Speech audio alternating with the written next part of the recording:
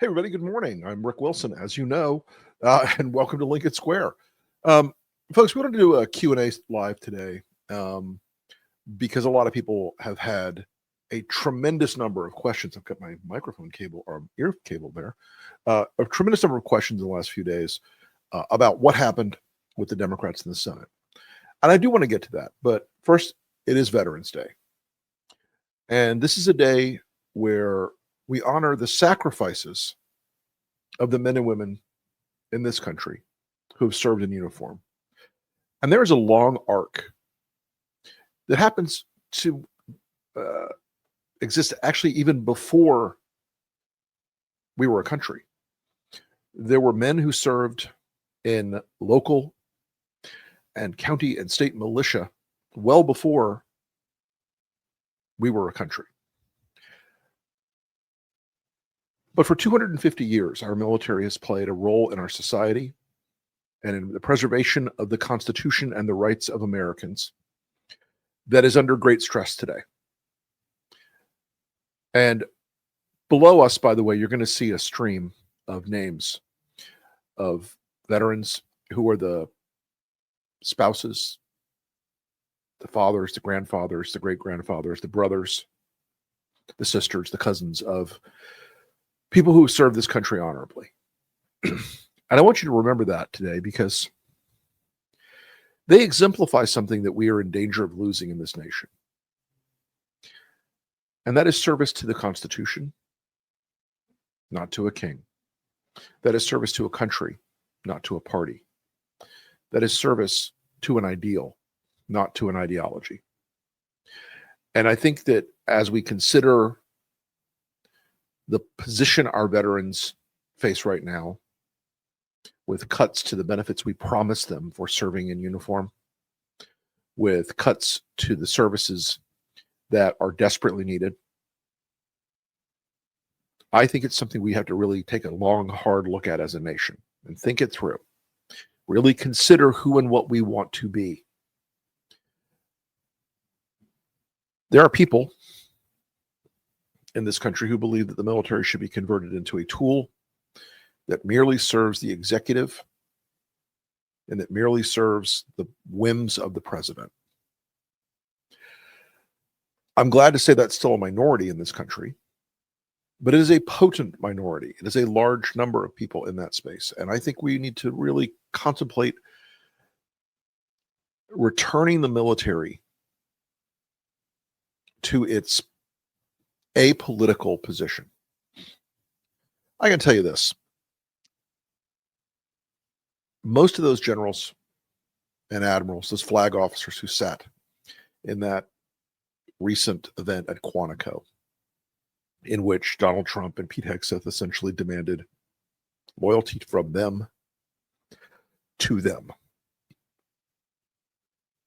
Those men and women are the best leaders, the best commanders, people who have busted their asses to climb that slippery pyramid to become a general officer. It is hard to express to you how few there are.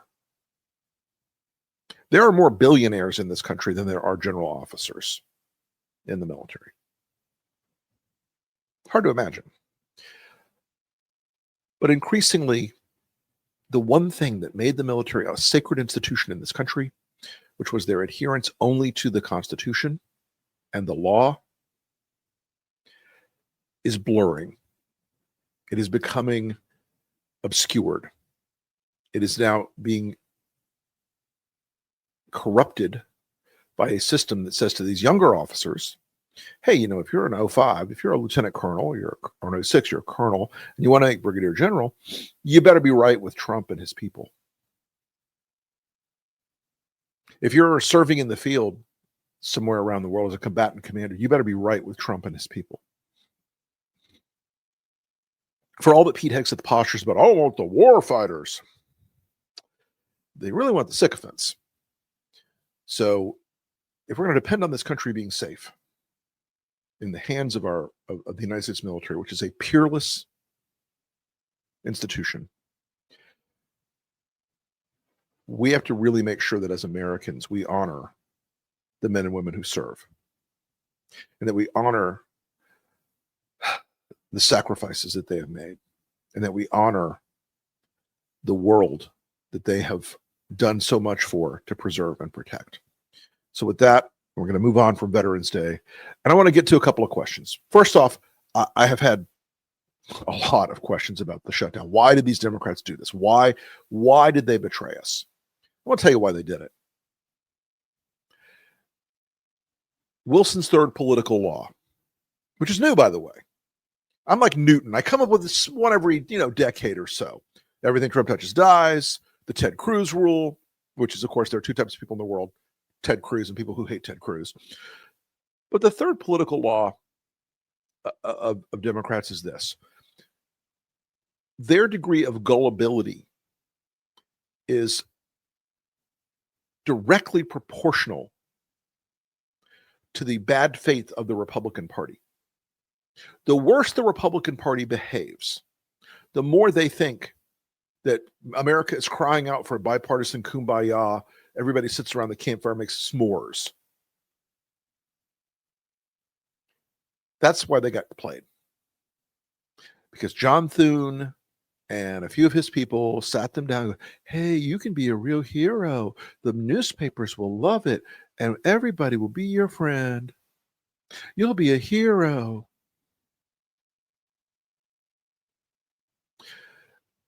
You could tell by one amazingly important barometer why they were doing this.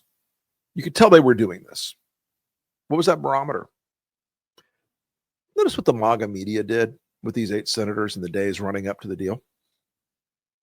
They shut up. They didn't say a word. They went dark. They weren't talking about shit. They were like submarines in the North Atlantic in the middle of the night in the dead of winter. Quiet. Why? Because they knew how badly this was going to fuck the Democrats. So they got played.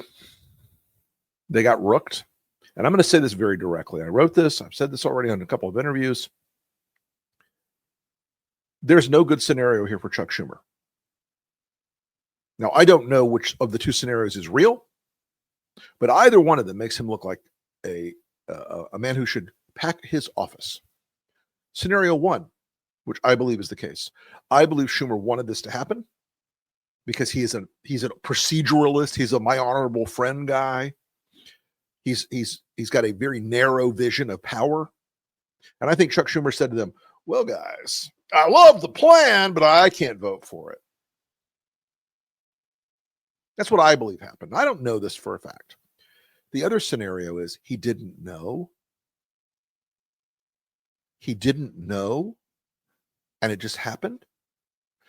If that's the case, it's almost worse.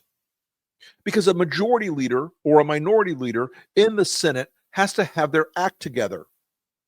In 2020, some of my colleagues and I had a conversation with Harry Reid, which he would have that would have been like, a naked leprechaun riding a unicorn down Fifth Avenue in New York, years before that. But I learned a lot in this very long conversation we had with Reid, and he said something in that discussion that I thought was so important. He said there's been 3 great Senate majority leaders. Now, he did have an ego, and he was not wrong in our lifetimes. LBJ, no question, right? Harry Reid and Mitch McConnell. Because even in the minority, McConnell understood how to use power. Mitch McConnell was a better minority leader than Schumer was a majority leader. When he found out about this happening, what was the correct response from Chuck Schumer? Was it to say, go with God, go do your thing, guys, whatever? No. The correct response was to get on the phone with every single one of those members and say, I will fuck you if you do this. I will fuck you up. You will lose your offices. You will lose your committee assignments. You will lose your staff. You will lose everything I can do. And to the ones who were retiring, he should have said, you come to me when you're a lobbyist after you retire, and I will go out of my way to burn you to the fucking ground. That's what a leader would have done. That's what a guy with some handle on this situation would have done. That's what a guy who understood what was at stake would have done. Now, look, I know there are a lot of people like, oh, the Democrats couldn't have accomplished it, so they might as well give up. That's not how courage works, folks. And I was thinking about that this morning because I was reading an article, Veterans Day article about Michael Mansour, Navy SEAL, 2006. And Michael Mansour was on a rooftop with two other SEALs. And a grenade was thrown on that rooftop. Now, he could have jumped back from it, probably gotten away from it, but it would have killed his two comrades. So Michael Mansour leapt on that grenade, took the full force of that grenade going off on his body armor and killed him. But it was the kind of moment where sometimes you have to jump on the grenade. Sometimes you have to take that moment and say, I don't care what the cost is. I have to do something bigger than myself. And Chuck Schumer did not do something bigger than himself.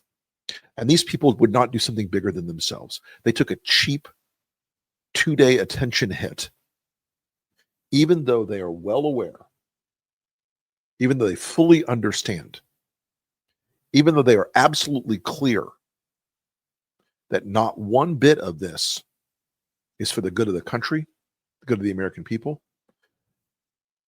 or the good of the Democratic Party. And I feel bad for them. I do, because they got played. Nobody wants to think of themselves as a sucker. Nobody wants to think of themselves as somebody who got tricked. Nobody wants to say, oh, well, man, I was sure dumb. They tricked me. Nobody wants to do that. That's the last thing human beings want to do. But they did. And look, guys, there's a way you know how badly the Democrats got their ass beat on this. Today in Notice, NOTUS, good site, by the way, the Freedom Caucus, they released a Freedom Caucus memo about this, bragging about what they had gotten. You know what they got? They were bragging because they killed the ACA subsidies. They were bragging because they know that Trump's not going to roll back all these fired and riffed federal workers. He's not going to roll back any of the Doge cuts. And the thing that Democrats thought they got out of it from the Senate is, we've got a vote on restoring health care. Oh, you get a vote? Oh, Binky. Getting a vote is bullshit. Getting a vote is a joke. Getting a vote is a nothing burger. Folks, it doesn't matter that you get a vote. And I know their pollsters were like, oh, hey, listen, this will be a great talking point on the stump this fall, and we can make an ad about it. I fought for healthcare, and the evil Republicans stopped me. Well, how about you fucking stop the evil Republicans instead, dipshits? Okay, got a question about the Epstein files.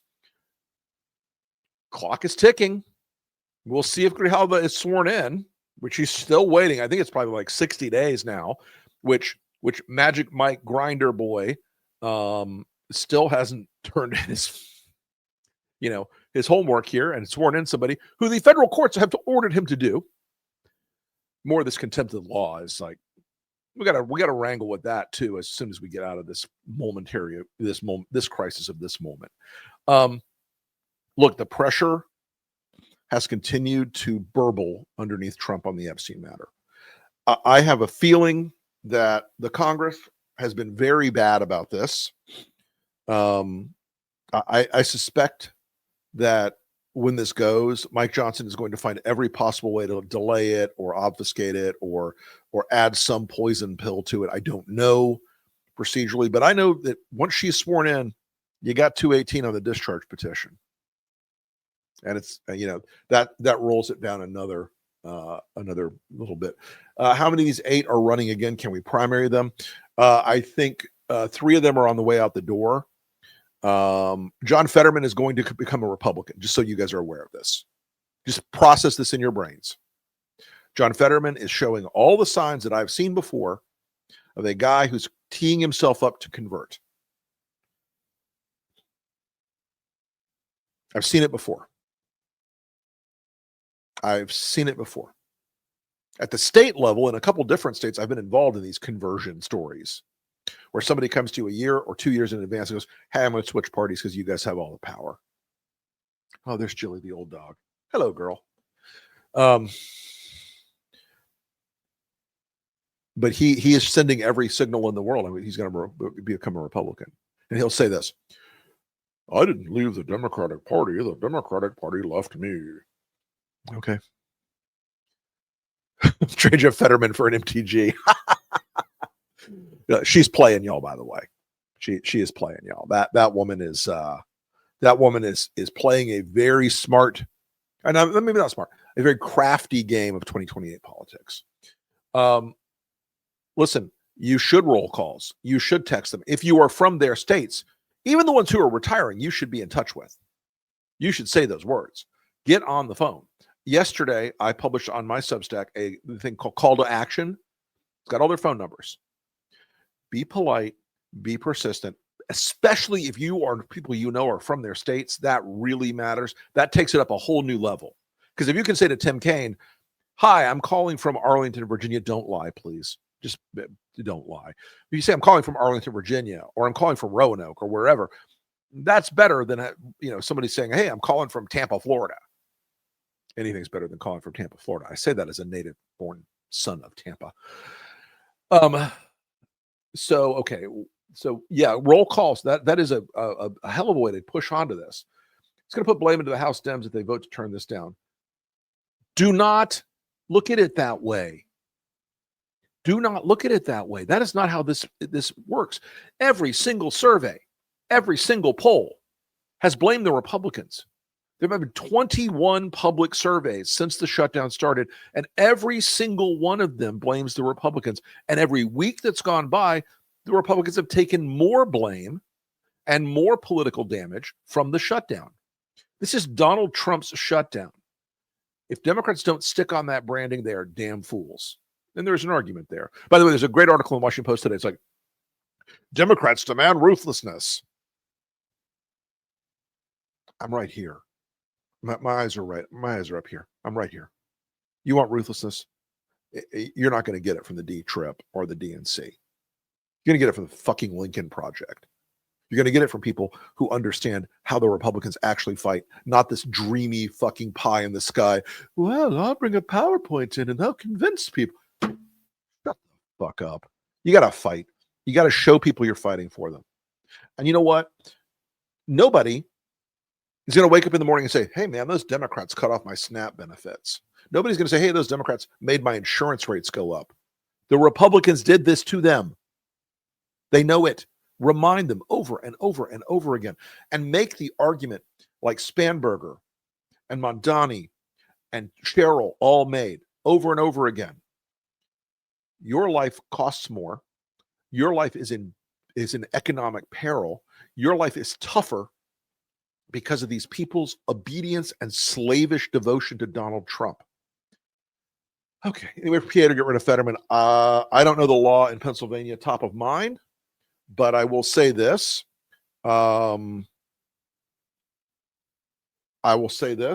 just got a call from a very powerful donor who said, I'd like to talk about replacing Fetterman. Why, yes. I will be calling him back. Look, I don't know the rules there in Pennsylvania. I don't know what the governor could do. I also don't know that it's practicable. Sorry. I don't know that it's practicable in the short term.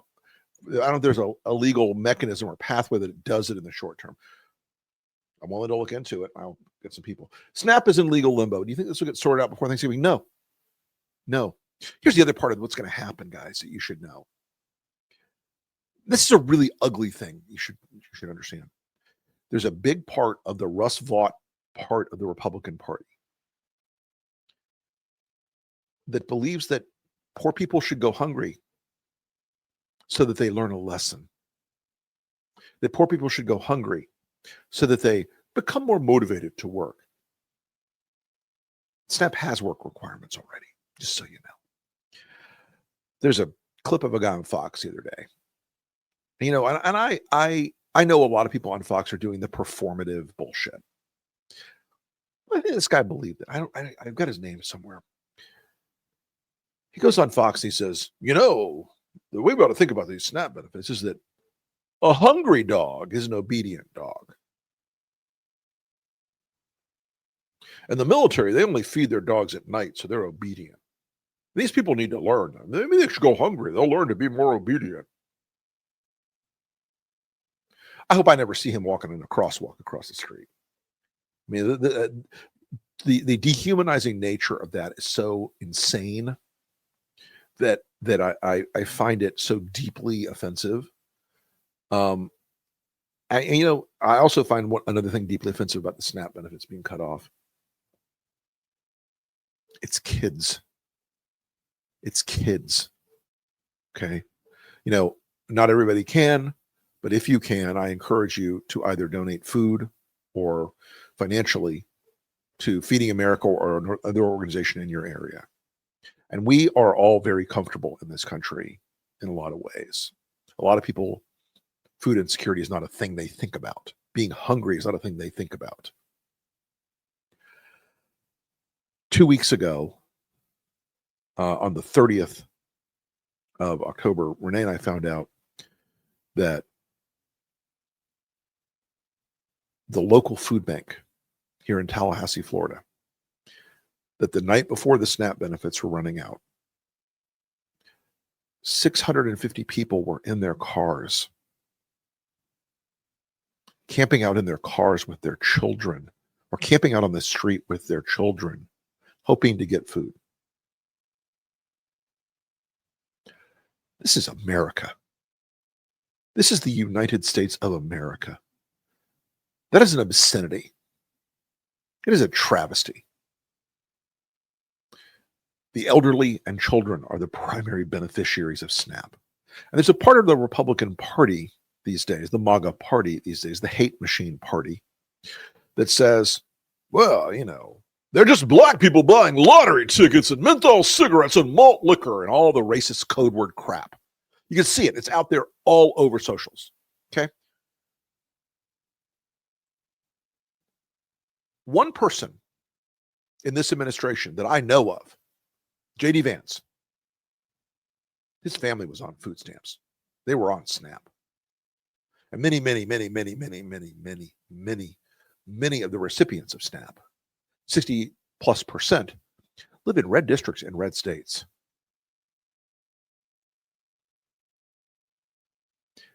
Trump's starving his own people, as I wrote a couple weeks ago. Look, I think Thanksgiving is going to be very tough for a lot of people.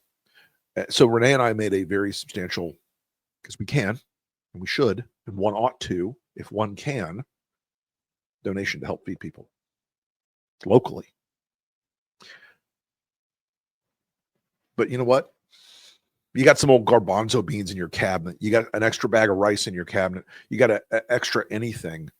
If you can, food pantries are strained to the breaking point this year. They're strained to the very edge this year. And I really would encourage anybody to help out, large or small. $1 with some of these feeding programs will feed 2 or 3 people. It's a good investment in compassion. It's a good investment in helping your fellow man. And if you are a Christian, as most MAGA folks will never cease reminding you that they are Christians, it's not just a nice idea or nice to do. It's a moral obligation. And if you are an ethical and moral person, it's a moral obligation.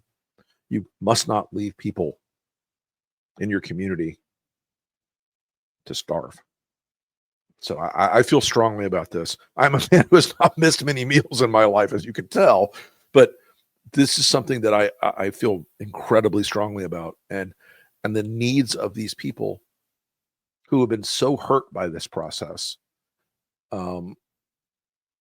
This administration is going to find a way to continue to fuck them. Mark my words. They will find a way to continue to say, nope. They will find ways to cut. They will find ways to delay. They will find ways to continue to hurt people, because that's what they do.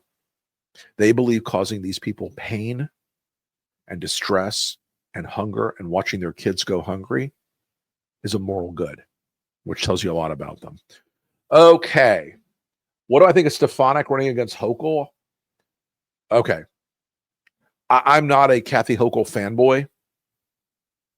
I'll just tell you that right off the bat. She really fucked up redistricting in New York. I don't think she's a terrific politician, but I'm going to say this. When it comes to her running against Elise Stefanik, who we all know Elise from our Republican days, okay? We all know Elise. I will move heaven and earth to help Kathy Hochul beat the ever-loving tar out of Elise Stefanik. Elise Stefanik is the worst possible kind of hypocrite. I will tell you why. And I want my MAGA listeners to hear this very, very, very clearly. Elise Stefanik hates Donald Trump, but she pretends otherwise. She's the fake orgasm of politicians. Oh, Donald, it's so big. I've never felt like that before. Get the fuck out of here. She is the most transparently ambitious and deceptive snake you will ever meet in your life. For those of you who are Mean Girls fans, as I am, she's the Gretchen Wieners of American politics. Elise Stefanik has a high hill to climb. Approximately 62% of the vote in New York comes out of a 100-mile radius of New York City. You just saw what New York City will do when it's up against the selection of MAGA versus a New Yorker. Stefanik's going to have a lot of money. She's very ambitious. She wants to be president. I think Hochul's going to beat her. I think there's a lot of uphill climb here that Stefanik hasn't processed into this yet. And the fact of the matter is, I've got a half a dozen video clips where saying, I love Donald Trump. He's the most amazing leader. You're selling that in New York State right now. Read the room, Elise. Okay. Democratic infighting hurts him in 26. Better to accept what happened and not let it happen again. Look, I'd rather the infighting be happening now than in August of next year. Okay, I'd rather the infighting be happening right this minute than in the closing act. There are a lot of Democrats who are comfortable in Washington, in the minority. A lot of Democrats who are like, oh, well, you know.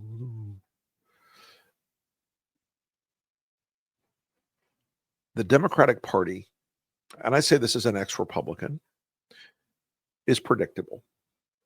We know a lot of what they'll do every time. They do not zig when they ought to. They zig when they ought to zag, as they say. 2026 is lining up to be an economic catastrophe for America. Donald Trump is inept and inert on this matter. He has not changed his course on these disastrous tariffs. He's not changed his course on anything. Even though he knows it hurts people.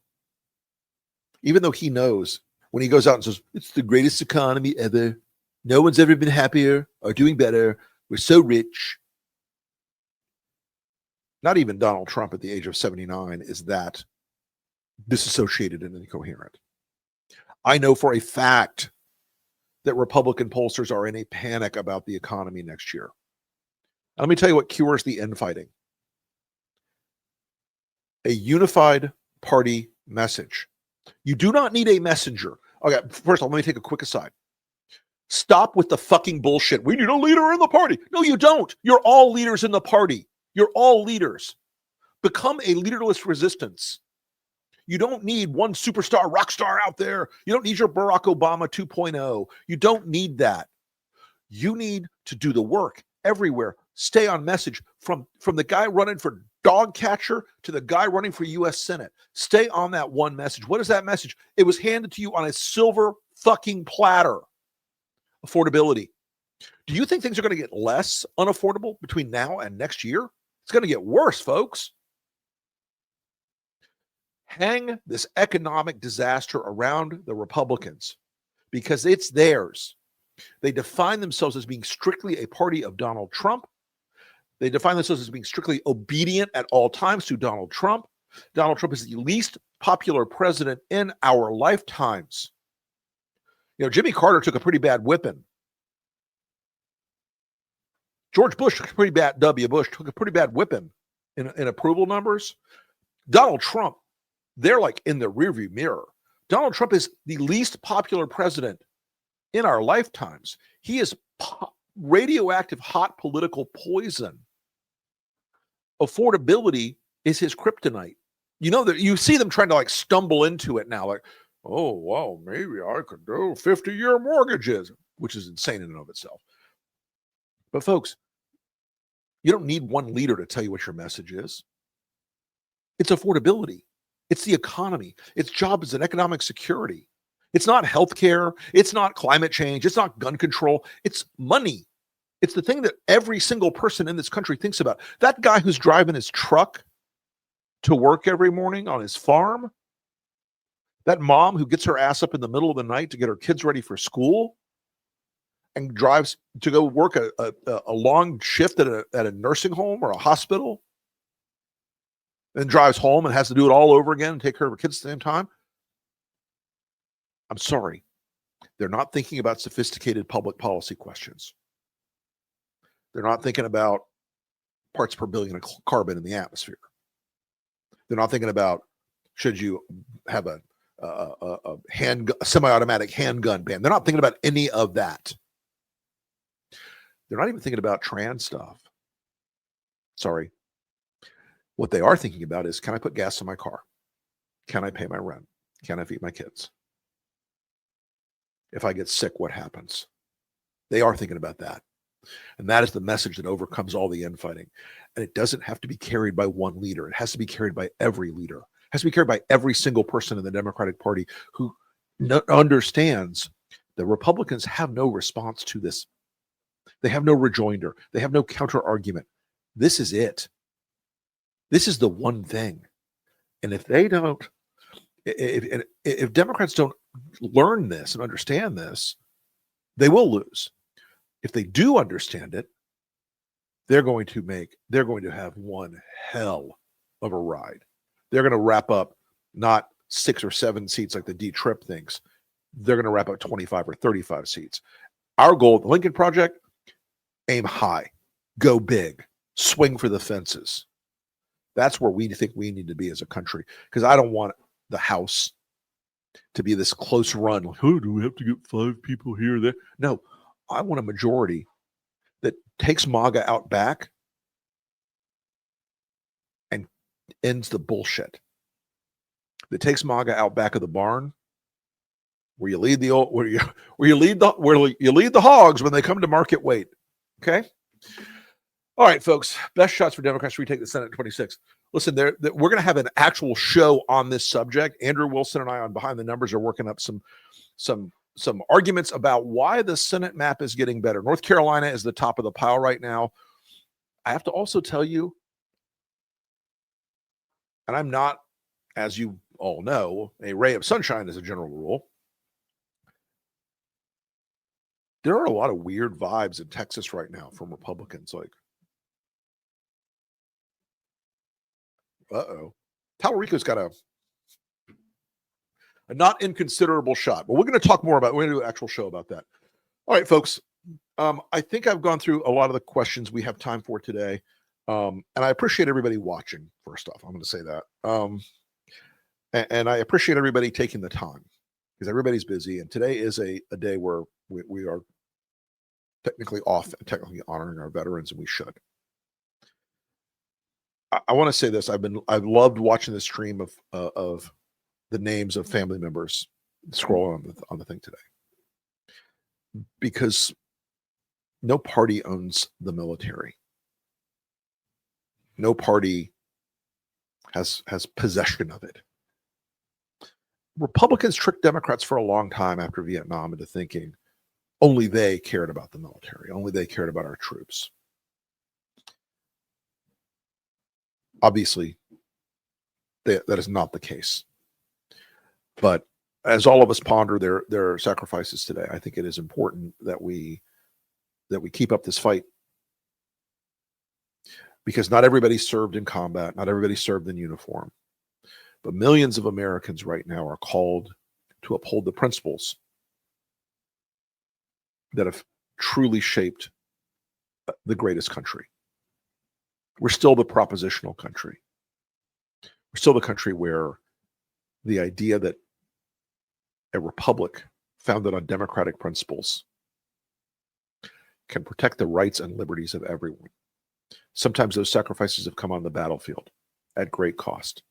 Sometimes they've come after the war with PTSD and the utterly unacceptable rate of military and post-military veteran suicides is another national shame in this country that we have to do something much more meaningful and serious about if we want to say that we care about the troops. Folks, thanks for watching the show. We're going to roll out of here in a few minutes with some photographs of folks that are Lincoln Square viewers and subscribers have sent in of their loved ones and relatives, and I'm delighted that they're involved in this community. I'm delighted that Lincoln Square can bring this kind of message to folks every day. Folks, we're growing fast at Lincoln Square. You can do us a big solid, a couple of big solids. Because we live in the age of the algorithm, follow us on YouTube, follow us on all the platforms. If you can, subscribe on Substack. That is that's the way that we are able to get more great writers, more great communicators, more great folks on the air in this world where the mainstream media is not doing it for you. They are not delivering for you the clear pro-democracy message that we live with every day here. And that message has got to get out there further. Because when Americans hear it and they think about it and they internalize it and they get back to it, they say, that's who I am. That's me. That's what I believe. And they don't feel as depressed and disoriented and sad. All right, folks. I want to say this again. Thank you for watching us here on Lincoln Square today. I'll try to do more of these Q&As as we go forward. You see me tonight with Joe Trippi and Stuart Stevens on the strategy session. You catch me on Thursday nights, not this week, but next week on the breakdown. Fridays on Behind the Numbers with Andrew Wilson. And we will continue to give you the truth about this fight that we're in and try to give you the clearest insights we can on everything around us. And I'm Rick Wilson, and thanks for watching. We'll let that roll, that veterans video now.